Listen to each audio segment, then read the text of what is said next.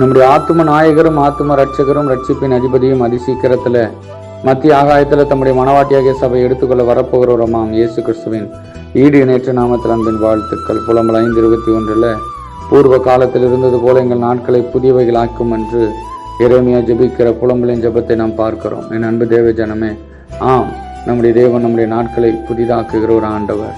அவர்கள் அடிமைத்தனத்திற்கு உட்பட்டு நேபுகாத் நேச்சரினாலே பல்வேறு விதமான கொடுமைகளையும் வேதனைகளையும் அழுத்தங்களையும் அவர்கள் அனுபவித்த அந்த சூழ்நிலையில தேவனுடைய வார்த்தை இப்படி சொல்லுகிறது.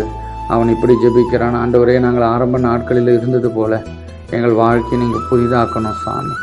எங்கள் வாழ்க்கை புதிதாக மாற்றப்பட வேண்டும். எங்கள் வேதனைகள் மாறி, எங்கள் மன அழுத்தங்கள் மாறி, எங்களுடைய எல்லா விதமான கண்ணீர்களும் மாறி ஒரு புதிய வாழ்க்கை, ஒரு மறுமலர்ச்சியின் வாழ்க்கை, ஒரு விடுதலையின் வாழ்க்கை எங்களுக்கு வேண்டும்.